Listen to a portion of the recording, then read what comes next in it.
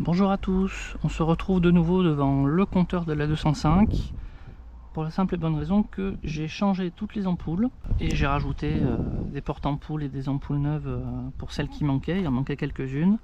Alors il y en a qui n'y sont pas, c'est normal, hein. Par exemple là ça doit être, je suppose, le starter ici, bon il n'y est pas, c'est normal. Et l'objectif c'est de vérifier que tout fonctionne. Donc j'ai récupéré sur internet, alors il y a quelqu'un qui montrait ça pour une GTI. Donc j'ai juste trouvé la pin qui manquait pour la préchauffe. Alors il y a des trucs qui s'appliquent pas à mon compteur, hein, mais bon, ça c'est pas très grave. Donc en gros, là on a les différentes broches avec les différents connecteurs. Et l'idée ça va être de tester.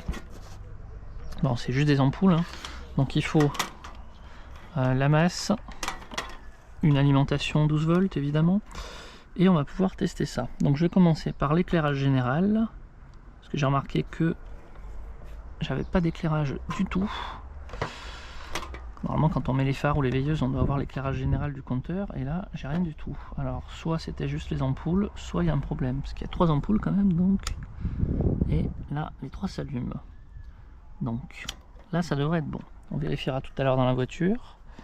Ensuite, donc il y a une masse commune pour tout ce qui est phare.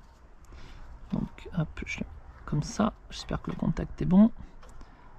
Donc ça devrait être clignot droit. Et oui, on le voit, c'est bon.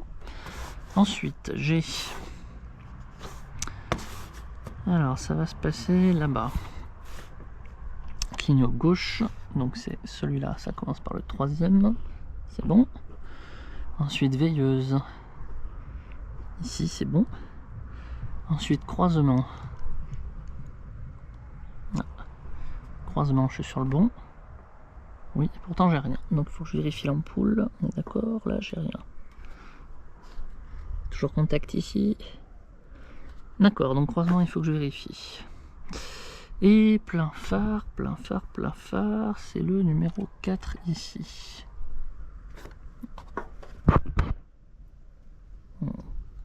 J'ai rien non plus. Alors est-ce que... Juste pour vérifier l'alimentation, je vais reprendre mon clignot droit. Ouais, ok, donc plein phare.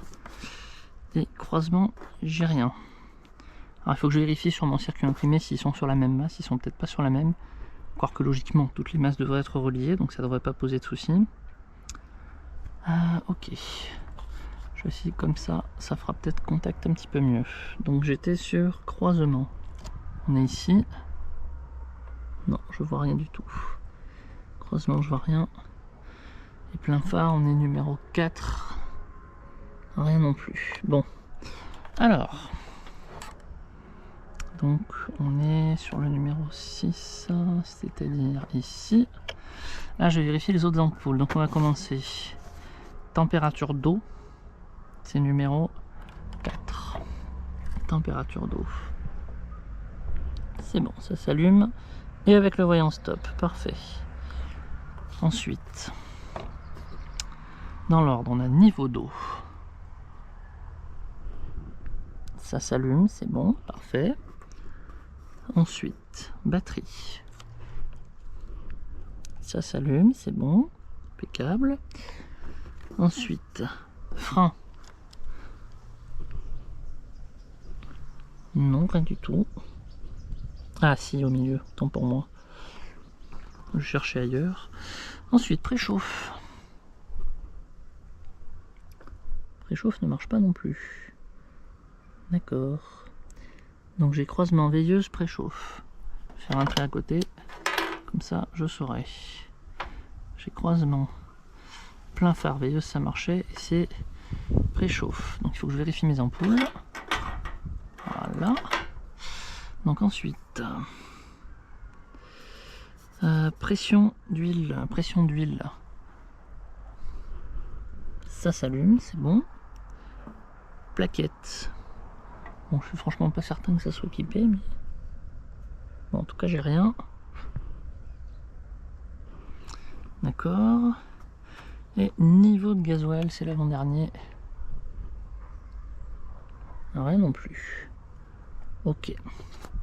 Donc ces deux-là, plaquettes et niveau de gasoil non plus.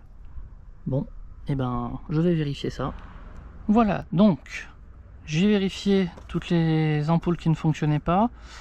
Alors en fait les ampoules fonctionnaient, c'était juste qu'il y avait une mauvaise connexion avec le porte-ampoule.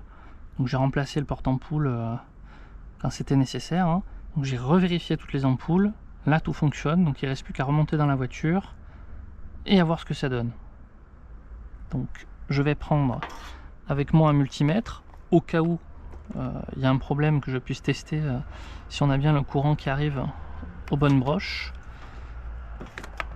Et comme ça permettra de diagnostiquer un petit peu plus. Mais en tout cas, le compteur, lui, fonctionne. Alors, j'en profite juste d'avoir le compteur démonté pour vérifier cette aiguille là. Alors, je l'ai un petit peu retordu, donc je pense que c'est bon parce que là, je suis en butée vide. Et là, je suis en butée plein. Donc, logiquement, ça devrait être bon parce que j'ai le même écart entre là et là. J'espère que c'est bon. Que je vais pas être obligé de racheter juste une jauge à essence. Bien, donc on se retrouve dans la voiture. Donc première chose à noter, c'est que la jauge de carburant pour moi c'est bon puisqu'elle était à peu près à ce niveau là, donc je l'ai bien redécalé. J'ai redécalé l'aiguille de vitesse aussi, on verra ce que ça donne quand on ira rouler un peu plus tard, pas dans cette vidéo. Voilà, alors après je sais pas si c'est normal d'avoir la température d'huile, cette température d'eau pardon, qui est tout le temps allumée. Peut-être une fois qu'on démarre, ça disparaît. J'ai pas fait attention auparavant. Bon, alors pour l'éclairage, non, a priori, ça n'a pas l'air de s'allumer. Plein phare non plus. Non, de toute façon, ça devrait être allumé dès qu'elle est veilleuse. Alors, je vais prendre le multimètre. Je vais vérifier, c'était, si j'ai bonne mémoire, c'était, hop, je mets en volts, voilà, et c'était, je crois, les broches 3 et 4, et là j'ai rien, bon, ok, donc ça peut être un fusible, simplement, ou sinon, si c'est pas un fusible, ce que je peux faire, c'est me reprendre sur la connexion pour les veilleuses, parce que ça reste allumé en plein phare, en croisement, donc ça devrait me permettre d'allumer les ampoules si jamais ça vient pas d'un fusible. Bon, je vais voir si je trouve l'assignation des fusibles et je vais vérifier ça. Bon, alors je viens de vérifier les fusibles qui étaient là. A priori, celui qui gère l'éclairage du tableau de bord, c'est le même qui gère la centralisation. La centralisation fonctionne. Ils sont tous bons de toute façon, donc le problème ne vient pas de là. Ce qu'il faudra que je fasse, c'est si j'arrive à trouver un schéma électrique détaillé pour savoir ceux qui fournissent cette alimentation. Je ne serais pas étonné que ça soit à partir du commodo. Donc peut-être un problème de commodo, hein, tout simplement. Il faudrait que je vois ça, hein, mais bon. Pour l'instant, je vois pas trop d'où ça pourrait venir, à part peut-être là. Bon, après, comme j'ai dit, éventuellement, je pourrais toujours me repiquer sur le 12 volts pour l'ampoule des feux de position, puisque celle-ci, elle est allumée dès qu'il y a les feux de position, les feux de croisement et les pleins phares. Donc, dans tous les cas, ça fera l'affaire. Hein. Mais bon, j'aimerais bien quand même réussir à trouver d'où ça vient. Bon, j'ai cherché les schémas électriques pour la 205, donc pour trouver le problème d'éclairage de combiné, puisqu'on n'a pas de 12 volts qui arrive là, alors que ça devrait être le cas. Donc voici ce que j'ai trouvé. Bon, même si les schémas sont un peu flous, les scans sont pas terribles, on arrive quand même à voir. Donc la broche 4, donc ça c'est la broche qu'il y a sur le compteur. Hein. La broche 4 doit aller à la masse. Donc la première chose que je vais faire, c'est vérifier la continuité avec une masse, pour être sûr que j'ai bien une masse qui arrive. Et ensuite le fil 3, donc si on suit, tac tac tac, bon il y a ce passage là que j'ai pas bien compris. Peut-être que je vérifie si jamais si jamais je trouve rien d'autre. Donc ce fil là, hop, va aller ici en P706K. Alors j'ai cherché le P706, c'est le boîtier d'interconnexion, ils appellent ça. Voilà, boîtier interconnexion. Et donc ça correspond en réalité au boîtier sur lequel il y a les fusibles. Donc il va falloir aller chercher ce connecteur là, jusqu'à là on voit que c'est le P706K.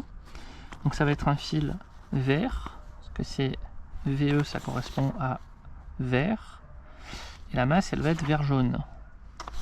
Donc il faut que je vérifie tous ces éléments là.